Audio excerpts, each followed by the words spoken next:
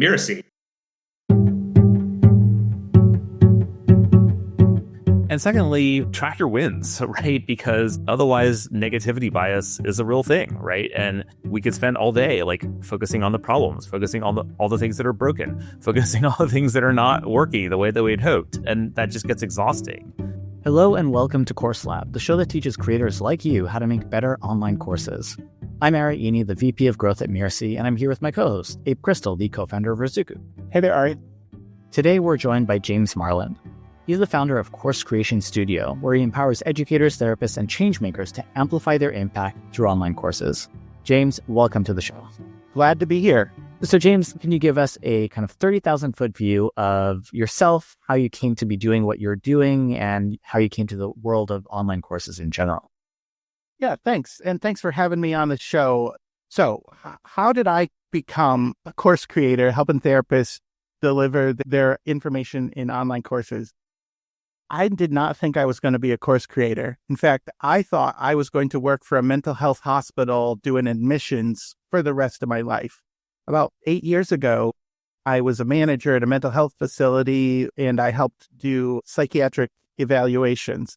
And I managed a staff to provide services for that. And I had just gotten a raise. I had just become, a manager of the department, and I was set. I was going to stay there forever. And then there was a merger and an acquisition. The hospital got bought and positions got eliminated. Things were consolidated. There were too many managers, and I was let go. And so I then started working for a friend who did secretarial services for therapy practices virtually. Started working for her, and then that business also got sold. And so the new owners didn't need another /owner, and I was out of a position there as well. And so now what do I do?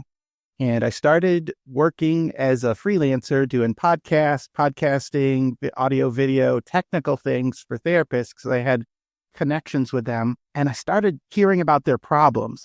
There's too many clients. The burden was high. The burnout was high for therapists. They couldn't take time off. They were missing family events. And I'm like, there's got to be a better way to deliver some services. I believe everybody can have access to the right experts at the right time. That's a solvable problem. So I started asking questions. I started doing some research. I met a friend, David Hall, who helped me start the podcast, The Scaling Therapy Practice. We talked about the back end and the front end of scaling your therapy practice. And he ran a program called Psych Maven, and Psych Maven delivers educational content for therapists. And I asked him, why don't more therapists have online courses? Because they're experts in their field. They help people.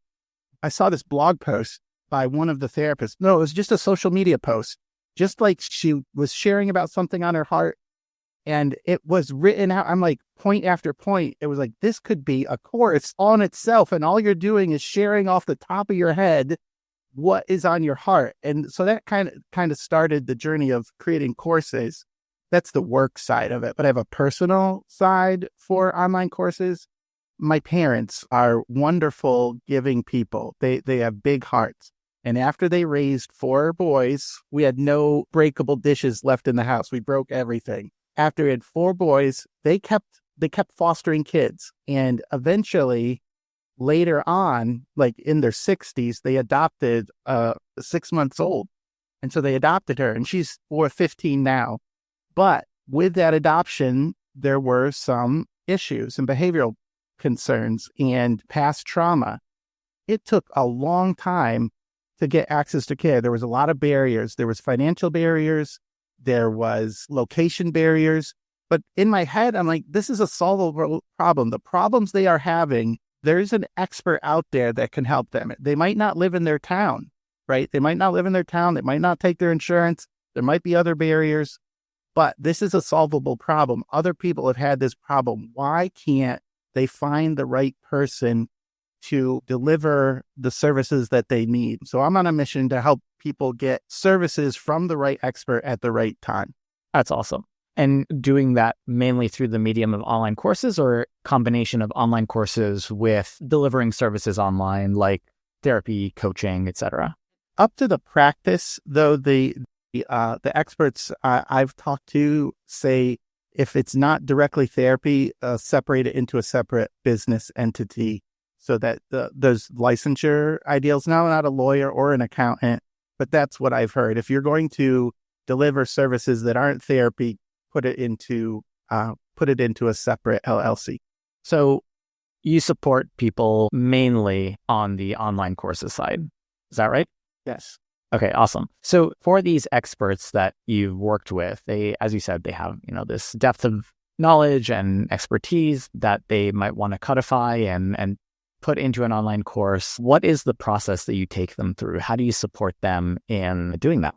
They often have an idea of who they want to help, but they might be scared of niching. And a lot of people, they want to be broad, but they don't understand the broader you are, the more competition there is. You're competing with the masses, and competing with the masses is a race to the lowest price or the lowest common denominator. And so if you go to a bookstore and you pick up a book on parenting, it's a book on parenting, Parenting 101. But if you pick up a book on how to have a great relationship with your adult child when all they want to do is argue, it's a much nuanced and niched program that they can deliver. So I help them dig into the people that they want to help. It's like taking people on a journey that they want to go on. If you find the right people, I call them dream clients or ideal clients. If you find the right people that you can help and they are excited about getting on your bus to go to the destination that you want to take them to, it's a much better journey. And also, they're looking for your bus. Like, they are looking for, how do I solve this problem with my kid? How do I solve this problem with my relationships? How do I be confident in myself? Your ideal client is actually looking for that solution. So I help them answer the question, not where are these clients, like where do I find them, but how do I help them find me? Because they're already looking. Your ideal client is already looking for where you are. And then we set up goals. A lot of doing the work is just setting up goals and accomplishing that. And I think I learned it from Startup J-Curve, the book, but it's like the build, measure, learn model, where you have to build it. And most of them have it in their head. They have PowerPoints, they have handouts, they have their material already there. And then you got to launch it. You got to get it out into the world to get the feedback. I think that's one of the key factors. They don't have the confidence or the courage to release something that's not perfect into the world. And so I help them talk through that and say, it's not going to do anything in your desk. It's not going to do anything on your hard drive.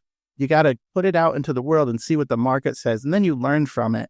And I like the framework Jim Collins has from his Entrepreneurship 2.0, where he talks about new learning that you're going to do and new learning that you're not going to do. And just for example, I ran a webinar recently and I realized after I'd run the webinar, I didn't have any follow-up emails scheduled. Like, I hadn't written them. I hadn't done any of that automation or follow-up. And so then I lost a couple days and didn't get the response that I wanted. So that's a new learning that I need added to my list. I have a list of what are the things I'm going to do for webinars. And then I get to share that in our cohort. I lead a cohort right now. That's a cohort group. It's a longer extended time. It's not just courses that they take, but it's like individualized cohort training where we talk over the things that we're learning in a group, and we get to share things like that so that we're learning together. Awesome. And so, niching down this idea of setting up goals, building, measuring, learning, building and launching again, et cetera, and kind of releasing things that aren't perfect and learning from that process. Is there anything else? Like, I guess what I'm digging for and kind of wondering at is, with your experience working with so many course creators, what are the key things that you think that new course creators or people, even veteran course creators, should be keeping in mind or thinking about? Okay, I have two things. One is record your wins every night. A lot of this comes from Strategic Coach and Dan Sullivan, but record your wins. Like, the world is going to beat you down. You're going to remember the things that you didn't do, but actually every day there are things that you're doing that are moving you one step closer. So I have a sheet and I encourage my students to record down the things that they've done and just make a big book of success that they are doing every day. And that as long as you show up, as long as you're recording your wins, you're going to take a look back and see how far you've come. And that comes from the book, The Gap and the Gain. 5 years ago, I would always look at what I didn't have, what I hadn't accomplished, comparing myself to other people, other course creators, other podcasters, and just how far they've come and how far I had to go. That's the gap. And I was never there, and I'm never going to be there. There's always a gap between you and your expectations, especially people who are maybe perfectionistic or comparing. So recording the wins this is just something I do every night. Just recording the wins allows me to go back and routinely, weekly, monthly, quarterly, look at the stories, the wins that I've had, and to see the progress that I've made. Because my natural state is, you're not doing enough. You could never do enough. You're not big enough. You don't have enough followers. You don't have enough money. You don't have enough resources. And then just really be thankful for those things. The other thing that I do is record stories. So every day I record at least one story that if somebody forced me to tell a story about today, I would be able to say, this is what happened today, and this is why it is important. And because I have those stories, I'm able to be more authentic to my audience. I have the tools in the toolbox to connect with the people who want to hear my stories and connect with me. And that helps with, I want to say marketing. It's more than marketing. It's like relationship marketing or content marketing. They know, like, and trust you. And the last thing on that is iteration. Many therapists are experts at what they do. They're used to being the answer people. They're used to solving the problems. They're used to know exactly what to do when somebody comes to them with a problem. But when they start a new course, it's really uncomfortable. It's really uncomfortable to start something that you're not an expert on, and it's kind of unknown territory for them. So I make it easy for them to, done is better than perfect. It's said all the time in course creation. Done is better than perfect. The good that you're going to do is not going to do any good if you don't release it. Get it to 80% and perfect it by releasing it and learning feedback from the audience. Thank you. Abe, any questions? I mean, I guess you mentioned like going through kind of pivots or an evolution in your work. Do you want to share more about that? Yes. In the beginning, my initial thought was all therapists should have a course. All therapists should have a podcast. All therapists should be writing a blog. And that's just not the case. I wasn't niched down far enough. So then I started writing copy and marketing towards people who were burning out or wanted to create passive income, which is great for online courses, but it was I'm not saying it was not authentic for me, but it's not the thing that is my passion, because I learned that people normally just don't do anything. It's either not a big enough pain point, or they're not irrationally passionate about it, and they'll just live with whatever is going on. So this is a therapist. I know when I'm taking a vacation, I'm not earning any money, the time is gone, and I'm going to have extra work when I come back. I know there's online courses and a way to make passive income, but I don't have enough confidence, or it's not a big enough pain point. I'll just work extra hard when I come back, and I'm just not going to do anything about it. Definitely online courses can do that. And so my marketing in the beginning was mostly on that sort of pain point, avoid the pain point. I struggled with that though, because I'm more on the aspirational side. Like, hey, you have a message to share. You can do good in the world. You can change families and communities and lives. And let's make that and worry about the money later. And my marketing and my message and my blogs and even my podcast was more about, you can make money with this, which you can. But what am I passionate about? Like, I'm passionate about helping people. I'm passionate about assisting other people getting their dream created. Like, I hate it when people's dreams die and they say, oh, I could do so much good in the world, but I just don't know how to do it. I'm not confident enough in it. And they don't do anything. And then 10 years goes by, and then they're full of regrets. I need to be authentic to myself and send out the message to the people who are irrationally passionate. Come join me. I'm irrational too. And we can do awesome things together. And that was only a couple months ago. I realized I needed to be authentic to my calling and vision and mission. I mean, for people, I guess, who are struggling with something similar, how did you come to that realization? And then what changes did that lead to? So how did I come to the realization was I just, when it was time to do like blogs or marketing, it just didn't come easy. It was a little harder. Like I love spreadsheets and money and making money. And one of the reasons I'm doing this is because I don't want to be a freelancer anymore. I want to be a teacher. But when it came to like those ideas, when I started talking about my marketing message and lead magnets or things that would attract people, I was more passionate about the things that help people discover their mission and take steps to work that out rather than you can do this because you're burning out. It's the same thing, but different. And how it's changed is I went to a training by Ad Hargrave, the marketing for hippie guy. He's awesome. And he started talking about the person that you want in your course and what you would make for them. And then what is the thing that's going to make you the most money? Like what's going to support you, right? Start there, start with that problem. And then everything else below it points up to that problem.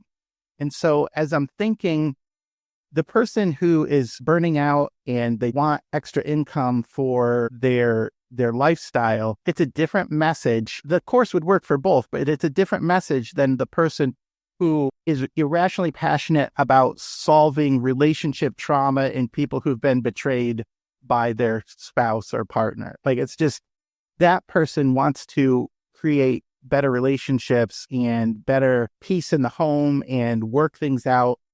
And that's just a different message than the other side. So I'm still working through it. Like it's still a new iteration for me.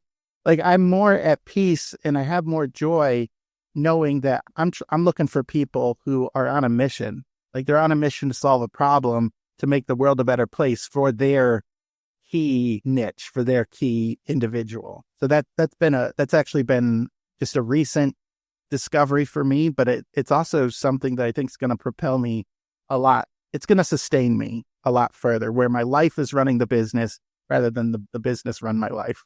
And I guess shifting back to courses, just curious, what have been some of your lessons learned in terms of working with people on their courses?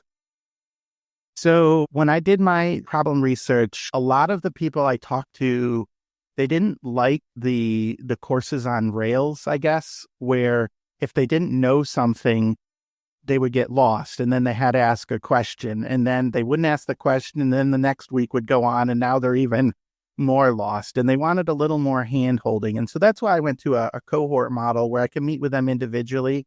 I did have a course on Rails or a 3-month hybrid course where I released content weekly and then we met and I found not everybody completed it.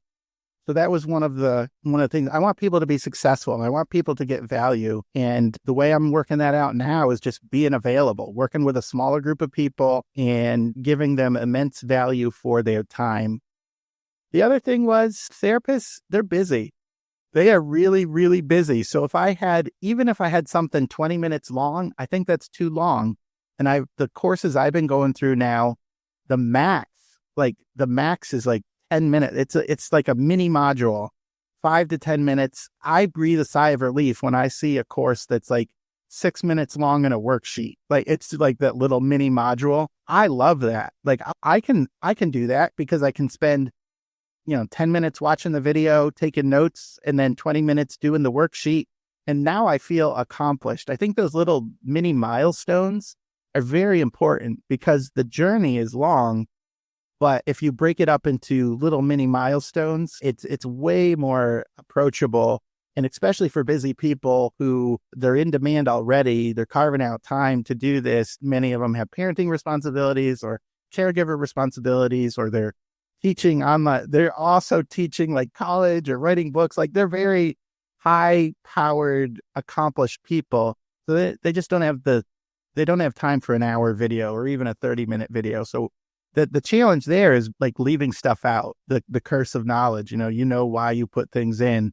That's one of the things I try to help people do is like solve the problem that they're asking for and make it as short as you can and still deliver the content.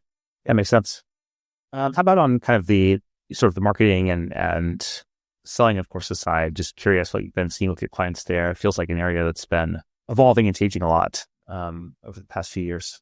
So you might think selling is about having a huge marketing list, or a lot of people, they get started because they saw something on social media and then they're like, well, I don't have 20,000 followers. How can I sell anything? And what I tell them is they're already good at the two things that you need to do to sell courses. One is solve problems. They're desperately looking to have their problem solved. You're an expert at whatever you do. You can solve the problem. The other thing is building relationships, building that know, like, and trust factor, which is also a skill that therapists have in their tool belt. They know how to solve problems. They're an expert at their problems. They also are experts at developing rapport and building relationships. So what we have to do is translate that into the online marketplace. And part of that is just posting content that their ideal client would want to have, the questions they would have, the content that they would listen to. It goes back to that high level. Who is the person that you want in your course that's going to sustain you and keep your course business running? So you create content for them. You ask questions about that material. And what we've been working on is the Power Hour, where you connect with people and you connect with them weekly and you ask them questions and you post content, but you also do things a systematic way of building relationship with people, not in a way of manipulation, but you're looking for people that are looking for you. And so you use social media and email to ask questions, to dig into their problems. And if you can authentically solve it, you invite them into a deeper relationship. So, James, before we wrap up, you've already given us, a lot of your tips and kind of the things that you feel that course creators need to know and should be thinking about. But is there any kind of last thoughts that you have? Yeah, I think accountability is huge. I know if I don't have accountability, it's difficult to get things done. And I believe in that we can all make it to the top together. Like, there's enough work to go around for everyone to be successful. And it's also easier to do hard things when you're in a group. So I have a community group on my webpage, and the link will be in the show notes, where you just sign up for the community and we meet on a regular basis where you can share your wins, share your stories. And if somebody has a learning that can help, they share. Why did I create it? I need it. I need support, accountability. I need the routine of telling people what I'm working on. I need the ideas. And I'm creating what I would have wanted 5 years ago today for the person that I can help now, because I took those deep dives into the books, into the learning, and getting coaching myself so that I can help people today rather than tomorrow. And then I also have the Scaling Therapy Practice podcast, where I have interviews with people who are creating courses or doing things that will make therapists' life easier so that they can also create their course and get their mission out into the world.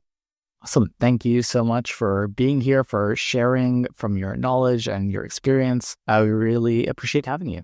Thank you. Thanks, James. So where can our audience go to learn more about you and everything that you're doing?